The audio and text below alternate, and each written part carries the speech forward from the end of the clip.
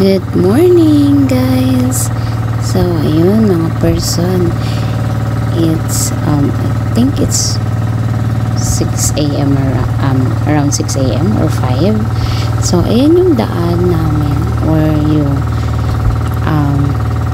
binabaybay namin palabas every time na mangangawil kami. So, ito yung bukana ng Siksikan. Same as Irawan. So, iisa lang yung bukana ng Siksikan at Irawan. Ayan yung binabaybay namin. Siguro more on 20 to 30 minutes bago kami makalabas. Papunta dun sa lugar kung saan kami mangangawil. Ito palabas na kami. So, na-i-cut out ko na lang para hindi ganun haba yung video ko palabas. So, ayun. So, paglabas mo dyan, yung una mong masisilayan.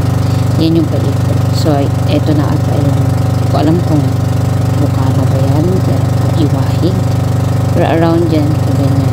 So, yung harap niyan, pag naharap yan, yan yung tag nito. Ayan na nga. So, i-cut out ko. Ang bilis ng cut out ko. Ayan, nangawil na kami niyan. So, again, it's still my day off. Mga araw na yan. Apakabilis lang ng kain ng isda niyan. So, though maliliit yung nakukuha namin dyan. So, it's still a blessing. Kasi nairaos namin yung pang-araw-araw namin ng ulam. So, yung ganyang kaliliit, ginagawa namin yung daing. So, ayun. Kung napasin ako, nakatalod pa yung isda.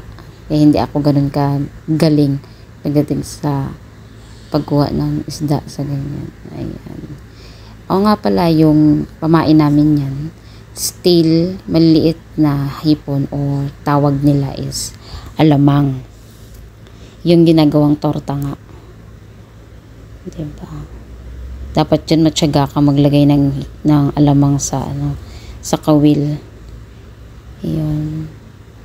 Diba? Kesa gumala ako, mag-travel ako. Yun na lang yung gagawin ko everyday ko before. Para naman mairaos namin yung pang-araw-araw namin ulam. So, yung nahuli namin yan, it takes 3 to 4 days namin na iulam. So, yung mga salay-salay, ginawa naming lamayo. Yung mga isdang bato na maliliit, ginawa naming daing. Pagkababa ng kawil, kakainan ka agad yan ng isda. Kaya sobrang saya ko niyan. Yung pagod, yung puyat, baliwala kapag marami kang nahuhuli.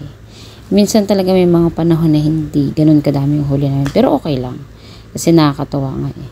Kaysa naman matulog ako sa higaan o makahilata o mag-travel. Sayang pa sa pamasahe or sa pagod. Diyan na lang. Diyan ko na lang gagasasin yung pera na pambili ng gasolina sa motor. Igagas ko na lang sa bangka. Tsaka pambili ng kawil. Tapos yung pang merenda-merenda namin. Ayan. Nakakatuwang gawin yan. Yan yung mga ano ko eh. Pang unwind, stress reliever. Yan yung mga pang tanggal ko ng toxicity sa trabaho mga oras na yan. Ayun. So, don't forget to subscribe and like my video. Hope you enjoy watching. Yan lamang po. And